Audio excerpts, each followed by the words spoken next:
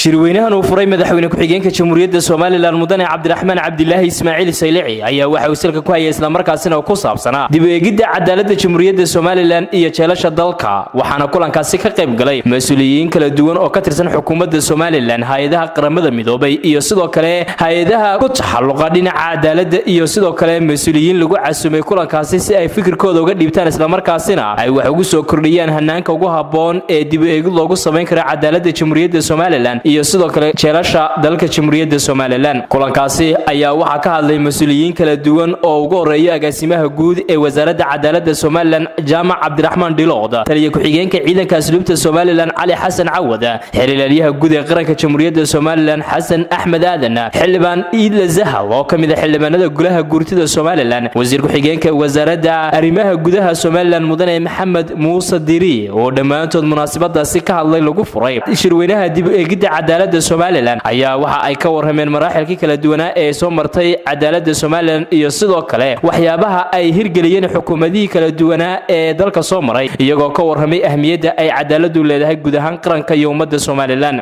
Stephen Dallas oo ku hadlayay hay'adaha qaramada midoobay afkooda iyo safiir ku-xigeenka dalka Holland iyo sidoo kale safiirka Djibouti u fadhiyay Jamhuuriyadda Soomaaliland Xuseen Cumar Kawaaleeyo oo iyaguna munaasabadaasi ka hadlay ayaa xukuumadda Soomaaliland waxay ku ammaaneen hirgelinta jaranjarada kala duwan ee cadaaladdu ay leedahay Mudane Cabdiqani Maxamuud Caateeye Fariid wasiirka wasaaradda cadaaladda Soomaaliland ayaa waxa uu ka warramay shirweynahan ku saabsan dib u eegista cadaaladda Soomaaliland iyo ahmiyadda uu leeyahay bahda cadaaladda Soomaaliland mudane madaxweyne ku-xigeen waxa kulanka nagala soo qayb galay dhammaan daneeyayaasha bahda cadaaladda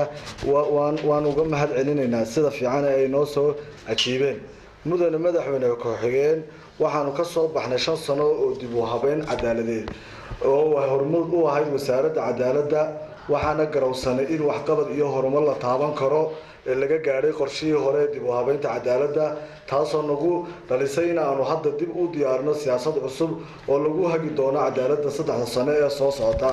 mudane madaxweyne ku-xigeen haddaba aniga oo ka duulaya mas'uuliyadda wasaaradda ee noo tilmaamay dastuurka iyo shuruucda dalka waxaan diyaar u nahay inaanu hay'adaha bahda cadaaladda ku hogaamino wada shaqeyn iyo si hufnaan ah loo gudto adeeg kasta oo kor lagu qaadayo cadaaladda iyo mabaadi'da la xiriira mudane madaxweyne ku-xigeen sida la wada socotaan xaaladda xabsiyada ka jira waa mid aad u baahan in dib si qoto dheer wax looga qabto isla markaana la iska kaasho si loo xoojin lahaa adeegyada xabsiyada iyo dhaqan-celinta maxaabiista ku jirta sida la socota madaxweyne ku-xigeen waxaa jirto meel xabsiyo u gaar ah carruurta waxaan doonaynaa qorshayaashan iminka aan shirkan iskugu yeedhnay inaan ku doorno meel dhalinyarta u gaara sidii mid caseeyo kale mudane madaxweyne ku-xigeen waxaa guud ahaan hay'adaha bahda cadaaladda ku dhiirigelinaya inay xoojiyaan kaalinta ay ku leeyihiin horumarinta tayeynta iyo dejinta hanaan cadaaladeed oo inoo horseedi kara hirgelinta isku xukunka iyo sareynta sharciga Cabdiraxmaan Cabdilaahi Ismaaciil Saylici madaxweyne ku-xigeenka Jamhuuriyadda Soomaaliland ayaa waxa uu sheegay in xukuumaddu ay diyaar u tahay taabagelinta wax kasta oo kor loogu qaadayo cadaaladda Jamhuuriyadda Soomaaliland waxaana madaxweyne ku-xigeenka Soomaaliland uu xusay inay xukuumaddu ka go'an tahay sidii tayeyn lahaa jeelasha dalka Jamhuuriyadda Soomaaliland meel wanaagsan baynu maraynaa oo ah in xuquuqda in sharcigu sareeyo xuquuqda bini'aadamka la ilaaliyo sababtoo Soomaaliland waxay ka soo baxday dhibaato ahayd burburkii rejiimkii maartay dictatorka ahaa maartay dhibaato qof soo arkeen inuu dib labaad ugu noqonin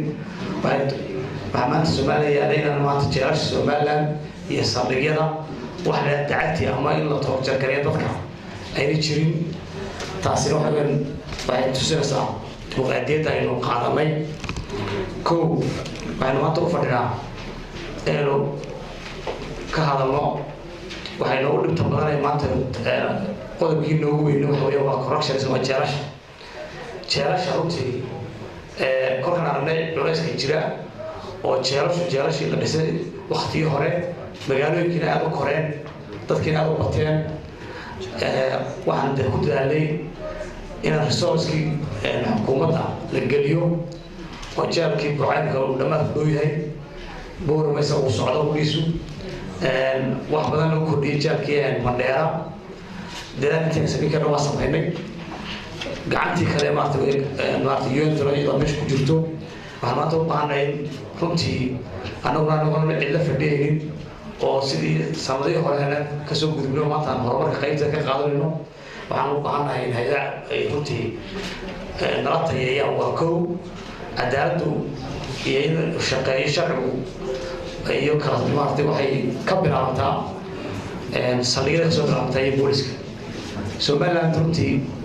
booliskeedu waxaan u baahannahay reform wadna inaan samayno reformka booliisku wixii aanu awoodeeda ka baxsan in laga caawiyo waxaan ku dadaalaysaa dadaalyaha koobaad maanta haysataan inaad aad ugu lafakurtaan wixii naga qabyoobay wixii maartay caqabadeen hor yaala iyo sideen uga bixihayn inaad waad ka soo saartaan oo anigu waxaan diyaarnahay ka dowladda xukuumad ahaan afka madaxweynaha ku hadlaya in wixii halka ka soo baxa in anaguna fulino idoo la kaashanayno dadkayga shacabkayga